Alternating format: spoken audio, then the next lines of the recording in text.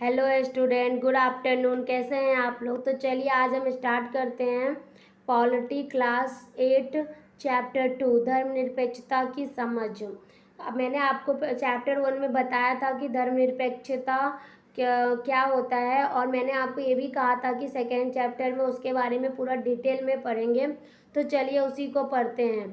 भेदभाव की ऐसी घटनाएं तब और ज़्यादा बढ़ जाती है जब दूसरे धर्मों के स्थान पर राज किसी एक धर्म को अधिकृत मान्यता प्रदान कर देता है। ओके, सही बात है।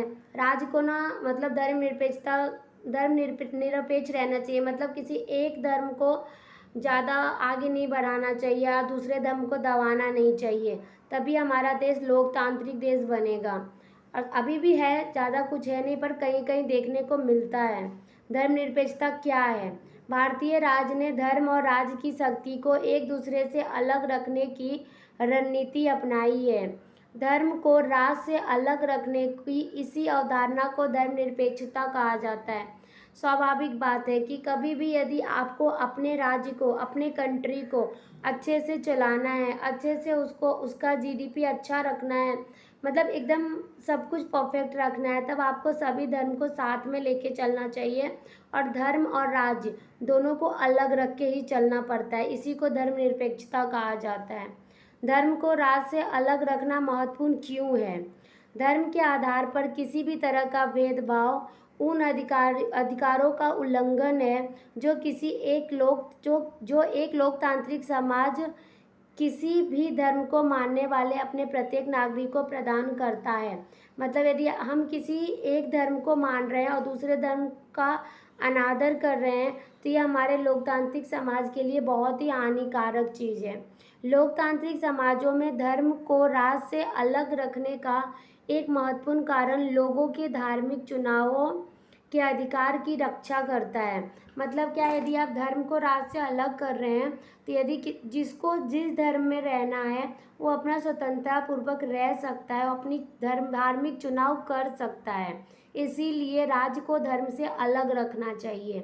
इसका अर्थ है कि देश के किसी भी व्यक्ति को एक धर्म से निकलने और दूसरे धर्म को अपनाने या धार्मिक उपदेशों को अलग ढंग से व्याख्या करने की स्वतंत्रता होती है।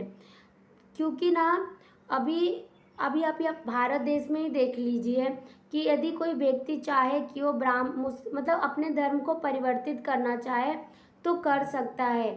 अब एक धर्म से दूसरे धर्म में जाना चाहे तो जा सकता है, इसमें उनको किसी भी तरह की कोई रोक टोक नहीं है।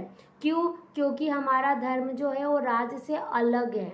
ठीक है, अभी देखिए भारतीय धर्मनिरपेक्षता क्या है। हमारे संविधान के अनुसार केवल धर्मनिरपेक्ष राज्य ही अपने उद्देश्यों को साकार करते हुए निम्न बातों का ख्याल रख सकता है। पहला है, कोई एक धार्मिक समुदाय किसी दूसरे धार्मिक समुदाय को न दबाए। कुछ लोग अपने ही धर्म के अन्य सदस्यों को न दबाए। मतलब कैसा है कि भारतीय धर्मनिरपेक्षता क्या है, हमारा कानून में क्या बताया गया है कि यदि कोई एक समुदाय है, एक धार्मिक समुदाय दूसरे धार्मिक समुदाय को नहीं दबाएगा, या कोई एक धर्म के लोग दूसरे धर्म के लोगों को कोई हानि नहीं पहुंचाएंगे, कभी भी कोई नुकसान नहीं पहुंचा सकते हैं। थर्ड है, राज ना तो किसी खास धर्म को थोपेगा और ना ही लोगों की धार्मिक स्वतंत्रता छीनेगा। ठीक है, ये तो आप सबको पता है। भारतीय राज इन दबदबे को रोकने के लिए कई तरह से काम करती है। वे खुद को धर्म से दूर रखता है। मतलब भारत में कचहरी खाने, सरकारी विद्यालय और दफ्तर जैसी सरकारी संस्थाओं में किसी खास धर्म को प्रोत्साहन देने या उसका प्रदर्शन करने की अपेक्षा नहीं की जाती। मतलब अभी आपने देखा होगा, स्कूल को ही ले लीजिए, फॉर एग्जांपल स्कूल ले लीजिए। स्कूल में आपने देखा कि यूनिफॉर्म होते हैं, मतलब स्कूल में आप यूनिफॉर्म यूज होते हैं, तो बहुत सारे लोग ये कहते हैं कि नहीं, यूनिफॉर्म नहीं होना चाहिए, हमारा जो धार्मिक कल्चर है उसके हिसाब से, जैसे मुस्लिम लोग बुर्के पहनते हैं, ब्राह्मण लोग को मन करे तो धोती कुर्ता पहन के आ सकते हैं। तो ऐसा नहीं कर सकते, क्योंकि इससे क्या होता है, अभी यूनिफॉर्म है तो अच्छा है, क्योंकि इसमें कुछ अमीर भी होते हैं, कुछ गरीब भी होते हैं, तो यूनिफॉर्म के कारण ना सब एक जैसे दिखते हैं। और स्टूडेंट या विद्यार्थी लाइफ में कभी भी भेदभाव या धर्म के लिए कभी भी लड़ाई झगड़े नहीं होने चाहिए। तो अभी देखिए नीचे नोट 1 में क्या है, सरकारी स्कूल अपनी प्रातःकालीन प्रार्थनाओं या धार्मिक आयोजनों के जरिए किसी एक धर्म को बढ़ावा नहीं दे सकती। यह नियम निजी स्कूलों पर लागू नहीं है।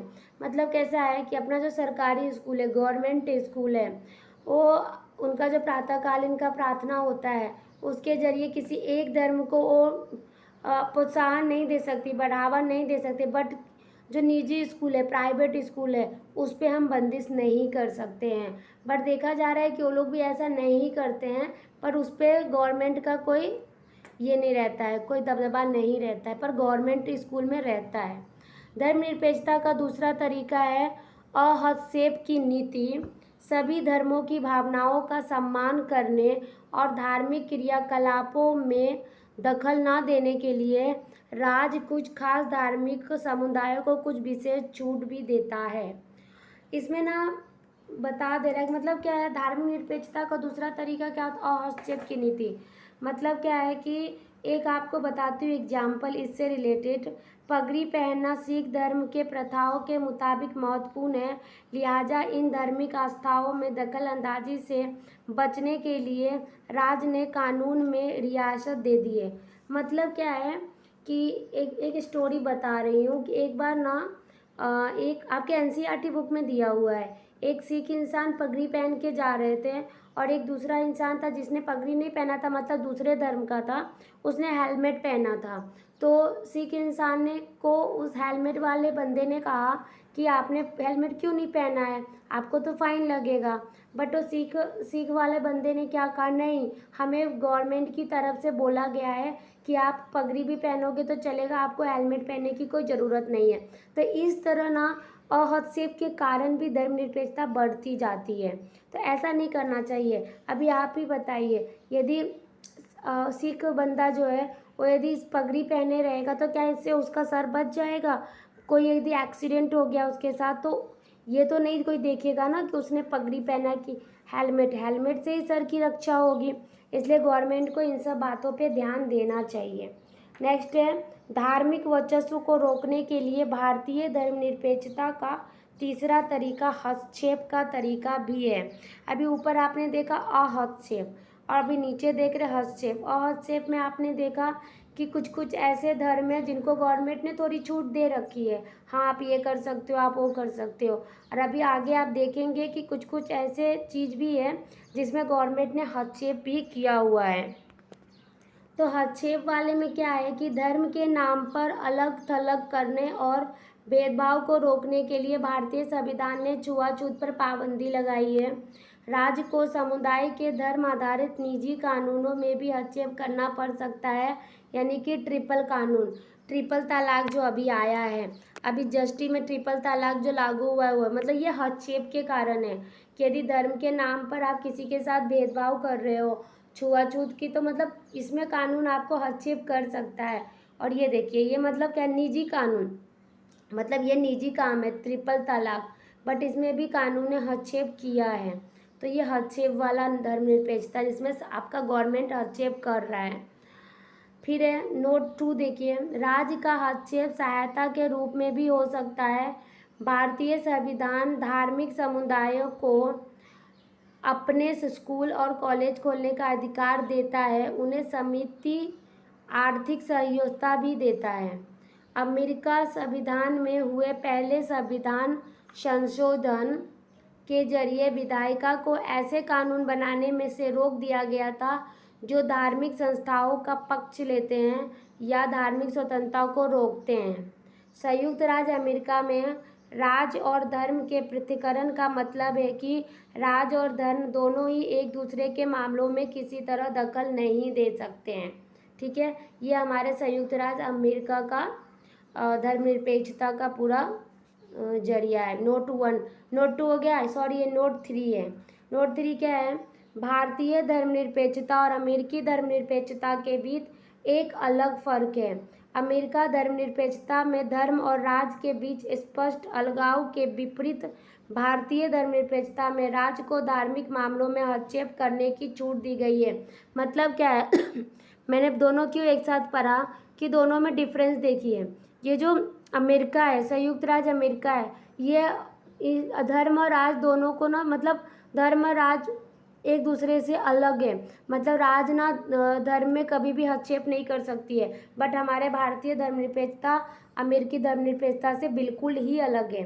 अभी नोट 4 है यहाँ। फरवरी 2004 में फ्रांस में एक कानून बनाया गया। इन कानून में प्रावधान किया गया कि कोई भी विद्यार्थी इस्लामी बुर्का, यहूदी टोपी या बड़े बड़े ईसाई क्रॉस जैसे राजनीतिक चिन्हों या प्रतीकों को धारण करके स्कूल में नहीं आएगा। मतलब मतलब मैंने आपको कहा ना, स्कूल में सबको बराबर का दिया जाता है कि सब बराबर सिर्फ स्कूल ड्रेस पहन के आएंगे, 2 चोटी बांध के आएंगे, लड़की है तो, और लड़का है तो अपना बाल अच्छे से करके आएंगे। उनको किसी भी प्रकार की छूट नहीं दी जाती है। तो यही 2005 में इसको हटा, मतलब उससे पहले क्या है ना, लोग टोपियाँ पहन के आते थे, क्रॉस चिन्ह लगा के आते थे, मतलब अपने धर्म के हिसाब से सब कुछ करके आते थे। तो बाद में इन पे बैन कर दिया गया, कानून आ गया कि नहीं, लोग सिंपल साधारण जो स्कूल ड्रेस है उतने ही पहन के आएंगे, बाकी कुछ भी करके नहीं आएंगे। तो हमारी धर्मनिरपेक्षता के चैप्टर में इतना ही था। अभी मिलेंगे हम नेक्स्ट चैप्टर में, चैप्टर नंबर 3। तो चलिए आज के लिए इतना ही। यदि अच्छा लगे तो प्लीज़ लाइक शेयर सब्सक्राइब कीजिएगा।